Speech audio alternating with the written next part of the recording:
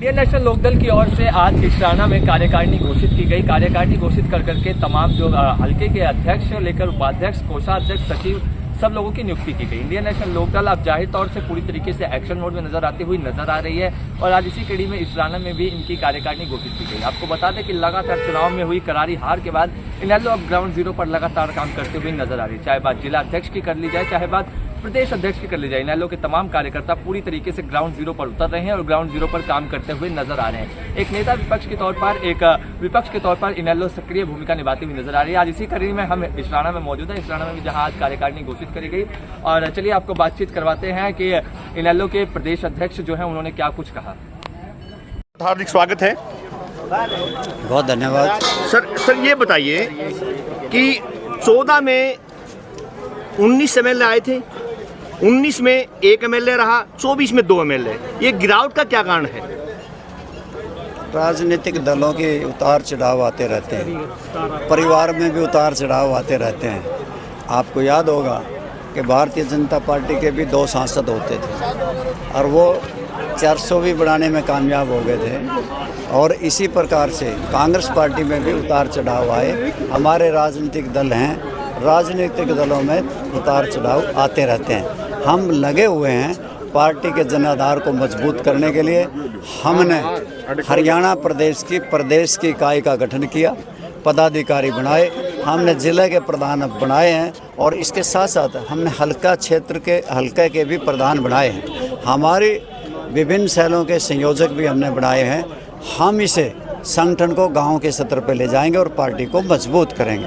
पिछली गई बातों को अब नए सिरे से छेड़ूंगा तो बेवजह की बहस शुरू हो जाएगी। 24 की हार के बाद अभी से तैयारी शुरू कर दी है। एक मजबूत विपक्ष के तौर पर लगातार आप लोग सक्रिय आ रहे हैं। अभी से हमने विपक्ष की भूमिका निभाने की जिम्मेवारी प्रदेश की जनता ने लगाई है, कांग्रेस पार्टी की भी लगाई है, परंतु वे अपने महलों में सो रहे हैं, कोठियों में सोए पड़े हैं। उन्होंने जो बाखड़ा का पानी हरियाणा का कम किया, उन्होंने कुछ नहीं किया। हमने केवल मात्र प्रदर्शन किए और रास्ते रोकने की चेतावनी दी और हमारा हरियाणा का पानी छूटा। तो यानी कि विपक्ष का रोल इंडियन नेशनल लोकदल नेता प्रतिपक्ष भी अभी तक घोषित नहीं हुआ है। आज तक उनकी आपस की पार्टीबाजी की वजह से ही तो हरियाणा प्रदेश में हवा तो कांग्रेस की थी और सरकार बीजेपी की बनी। आज तक प्रतिपक्ष का नेता नहीं बना सके और उन्होंने अपनी पार्टीबाजी की वजह से ही अपने ही उम्मीदवारों को हराने का काम किया, जिसकी वजह से सरकार कांग्रेस पार्टी खो बैठी।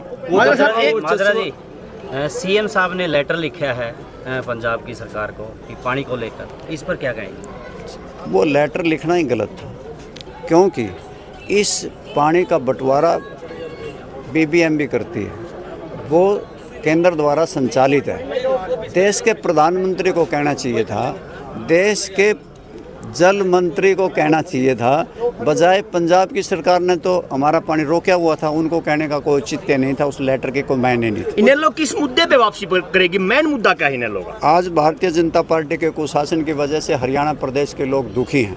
आज हरियाणा प्रदेश में जिस प्रकार से आप बेरोजगारी नंबर 1 पे है, आज हरियाणा प्रदेश अपराध में नंबर 1 पे है, कर्जे लेने में नंबर 1 पे है, आज हरियाणा प्रदेश में विकास नाम की कोई चीज़ नहीं।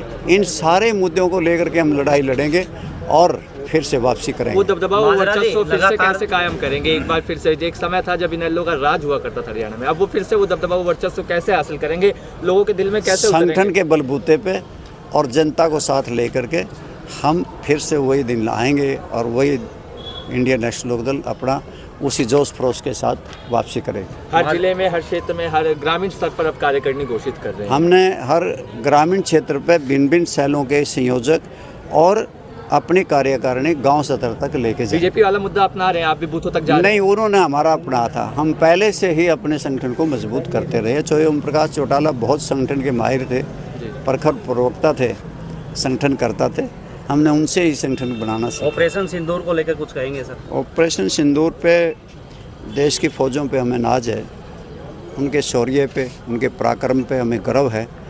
और ऑपरेशन सिंदूर इसलिए करना पड़ा कि निर्दोष सैलानी पहलगाम में मारे गए। किस प्रकार से आतंकवादियों ने निहत्थे लोगों को उड़ाने का काम किया, परंतु मुझे दुख इस बात का है कि भारतीय जनता पार्टी के एक सांसद ने ये कह दिया कि उन पर्यटकों को ने मुकाबला करना चाहिए था, बुज़दिली नहीं दिखानी चाहिए थी। उन्हें शर्म आनी चाहिए कि हम एक तरफ तो जो सैलानी मारे गए उनको शहीद कह रहे हैं और वो ये कह रहा है कि इन्हें लड़ना चाहिए था। क्या वो इंडियन नेशनल लोकदल ने लगातार सक्रिय होती हुई नजर आ रही है और ग्राउंड जीरो पर लगातार काम करते हुए नजर आ रही है। अगर बात कर ली जाए पानीपत की, तो पानीपत में जब से जिला अध्यक्ष के हाथ में चार्ज आया है, कुलदीप राठी के हाथ में, तब से हल्के से लेकर के हर एक स्तर पर लगातार काम होता हुआ नजर आ रहा है। इस समय मैं इसराना में मौजूद हूँ। इसराना के हल्का अध्यक्ष मेरे साथ मौजूद है। सर, आज नई जिम्मेदारी मिली है, अब कैसे इसराना को आगे लेके जाएंगे, इनेलो को कैसे घर घर पहुंचाएंगे? देखिए, इंडियन नेशनल लोकदल हर घर और हर आदमी की जुबान पे है। ये कोई एक वो नहीं है, ये ब्रांड है और ब्रांड कभी थोड़ा सा कमजोर हो सकता है, फैल नहीं हो सकता। इंडियन नेशनल लोकदल अपने आप में ब्रांड है, उसको कहीं ले जाने की जरूरत नहीं। वो रहा तो नहीं ना, वो वर्चस्व रहा नहीं पहले वाला जो हुआ करता था इनेलो का। वो लोगों में वर्चस्व दोबारा से आना शुरू हो चुका है और अभी इंडियन नेशनल लोकदल की दोबारा नई सरकार जो भी बनेगी, अगली सरकार इंडियन नेशनल लोकदल की ही होगी, क्योंकि हर घर जा रहे हैं, हर गाँव में जा रहे हैं, लोगों में उत्साह है। 24 में भी बहुत बड़े बड़े दावे थे। 24 में भी थे, लेकिन 24 का जो चुनाव था वो थोड़ा और दूसरे मुद्दों पे था। लेकिन 2029 में ना इंडियन नेशनल लोकदल ही सरकार बनाएगी, क्योंकि बीजेपी से लोग तंग आ चुके हैं, कांग्रेस का कोई वजूद रहा नहीं है, तो इंडियन नेशनल लोकदल ही सरकार में आएगी। इसराना हल्के की जिम्मेदारी मिली है, कृष्णलाल पवार सबसे मजबूत नेता माने जाते हैं, उनका पैर हिला लेंगे यहाँ से? उनका तो पिछली बार भी हिल गया था पैर। अभी पिछला चुनाव ही देख लो। मैं तो कहना चाहूँ, कांग्रेस की कितनी बढ़िया हवा पब्लिक ने बना करके दी ताकि बीजेपी को बदल सके, परंतु कांग्रेस खुद बीजेपी के हाथों में खेल रही थी। उसने जो अपनी सीटें बांटी वो बीजेपी के कहने के अनुसार बांटी। कहीं कहीं तो इन्होंने उम्मीदवार तक भी ऐसे बदले हैं अब बीजेपी ताकि जीत सके। वही पब्लिक ने आज ग्राउंड में देखने को मौका मिला, जिसे बीजेपी सरकार तीसरी बार आने का मौका मिला। मैं बताना चाहूँगा, कांग्रेस पार्टी से अभी तक तो नेता प्रतिपक्ष भी नहीं बना। क्यों नहीं बना रही है? ताकि इनको कोई आवाज न उठा सके, पब्लिक की जनभावना को विधानसभा में कोई बोल ही नहीं रहा। आज भी इंडियन नेशनल लोकदल, चाहे वो पानी की लड़ाई है, चाहे किसी भी मुद्दे की लड़ाई है, वो इंडियन नेशनल लोकदल बखूबी ग्राउंड पर आकर के निभाती है। आज पानी का जो पानी आज मिला है पंजाब को, ऐसी धमकी चौधरी अभय सिंह चौटाला ने दी, आकर के लोगों का साथ लेकर के किया कि मैं अगर पानी नहीं दिया तो इंडियन नेशनल लोकदल पार्टी सड़कों पे आकर के पंजाब के रास्ते रोक देगी। तुरंत अगले दिन ही इंडियन नेशनल लोकदल के प्रेशर से वो राज्यपाल जी को ज्ञापन देने के बाद पानी देने का काम पंजाब ने किया। मेरे को अभी जो पिछली कार्यकारिणी थी उसमें मेरा प्रधान महासचिव हरियाणा युवा इनेलो, अभी जो नई कार्यकारिणी हुई उसमें इंडियन नेशनल लोकदल में एक कार्यकर्ता रहकर भी इंडियन नेशनल लोकदल में काम करेगा।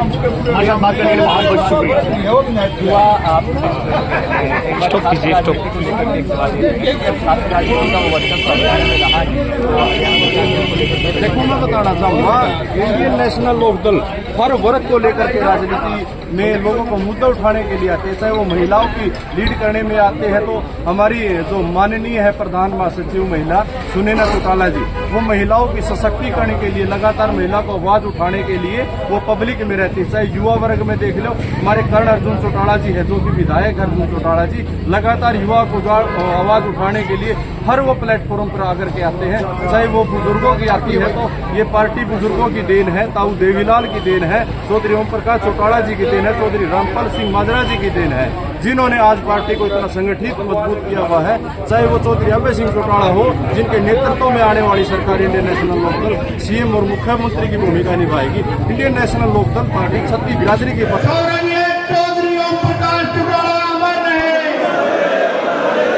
राष्ट्रीय अध्यक्ष भाई अभय सिंह चौटाला जिंदाबाद। जुल्म की टक्कर से, हर जोर जुल्म की टक्कर से इंडियन नेशनल लोकदल पार्टी जिंदाबाद।